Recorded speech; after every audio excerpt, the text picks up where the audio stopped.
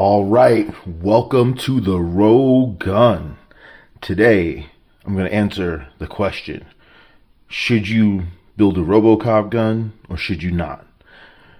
I mean, if you're like me and you're an 80s baby and RoboCop was just cool to you, of course you should. But the real question is a compensator worth it on a gun like the Canik Rival? So what do we have here? We've got the Canik SFX Rival. Tried and true, one of my favorite, absolute wonderful firearms. I left the magazine out today because there's really no point. This one is, I dubbed my competition winner. I won my first bowling pin match with this, and I've gone on and added a few other rivals to the mix since then. So wanted to kind of have some fun with something. So I went ahead and I got the, I believe this is the Wasatch Arms Compensator, and wanted to see what was up. So what did we find out, and what did I think? Well, first and foremost, is it worth it to add a comp to the Rival? Well, that depends, and the answer may not be what you think it is. Depends on what you're doing. First and foremost, you're going to get a lot of fouling on the end of your slide. So if you're okay with that, you've got to, this is what you're going to be using this gun for, go ahead, add one. But you're going to get a lot of fouling. And if you really want to keep this gun looking nice and not have to clean it often, that's probably not for you. Now that being said, I did hint at I may have added a few other rivals to the collection. So this is no longer my primary rival for competition, even though it's got that generously large Romeo 3 Max on it. But this thing is still one of my favorite pistols to shoot. It still shoots amazingly accurate. There really hasn't been any change other than the fact that I shoot this thing a lot faster than I used to and just as accurately. Now, I don't know that I would put this in the open class of USPSA. I don't know that I'm going to be competing with those open race guns and with the slide mounted or the frame mounted optic, and I think that at some point they may have a frame mount or a compensator mounted optic option for this. I think they've got that for the Glocks. But what's my experience been like owning this thing, shooting this thing? It's just been fun. Every time I take it to the range, someone asks the shooter, they look at me and say, "Hey, that looks like the RoboCop gun," and I look at him and laugh because that's exactly what it is for me. So in some ways, yes, it's a gimmick, right? Like, it just looks cool. It is functional. It does 100%. I have the dark side. This is the polymer, not both polymer versus polymer, and they shoot slightly different. This is faster shots on target, less muzzle rise, the whole thing. The compensator works. I haven't gone out and done the load testing, high grain, lower grain. I haven't done all that. I've just shot what I've shot, target ammo. I really haven't shot this thing a lot because I kind of messed something up. So should you get one of these? And it really depends. Just don't do what I did and you probably will have more fun with it. So what did I do? I was in a rush and I think one of these screws is stripped. I have to go back and take a look at it, but these screws are vital to tightening the base plate onto the rail down there, and I possibly may have stripped one of those. So this is going to be quite a pain to take apart. Why do I care about taking it apart? Well, how are you going to clean it? You got to slide the slide forward to clean it, and yeah, I can't do that right now.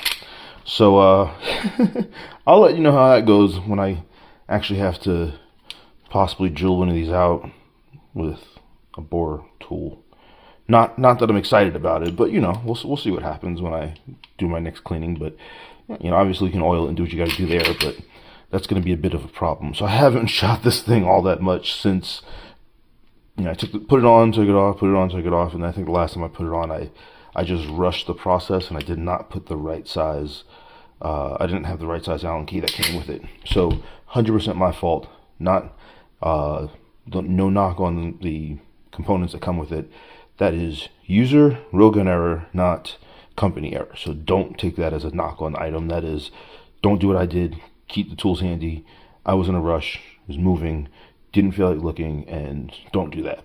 Just leave it alone. But it's on there, and we're good to go. So anyway, besides that minor issue, things been great.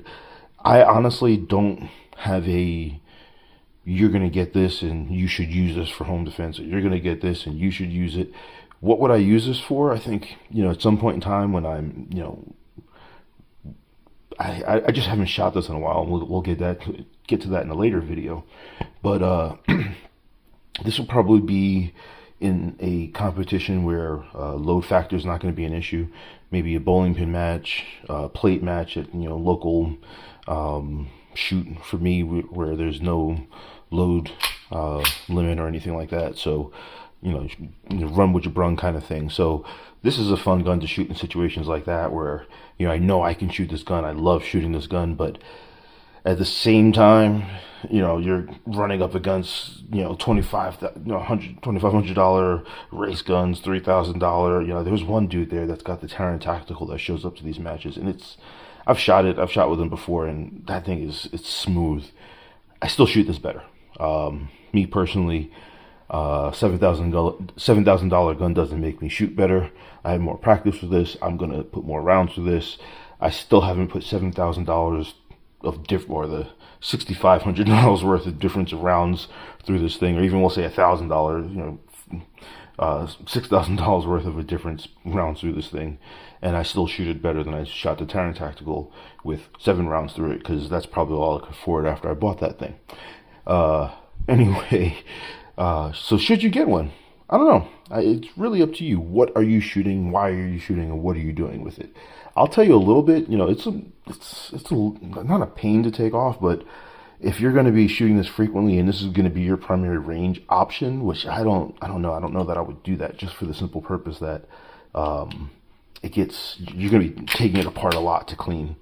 There's just a lot of fouling that goes on. I don't know if the camera is going to capture that. But yeah, in there, it's just, I think I cleaned it a little bit last time, but I'd be surprised if I've got, more than 200 rounds, 300 rounds through this compensator setup. It's fun to shoot. Again, it's nothing wrong with it.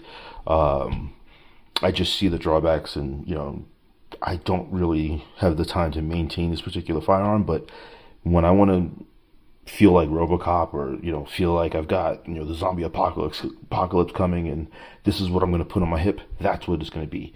If I can never find a holster for it, otherwise I may have a samurai sword in one hand and this in the other hand if the zombie apocalypse comes, and you'll know I'm that zombie because I'm the one that's carrying this and the sword in the other, so you ain't got to worry about it. But anyway, so should you get one? Maybe.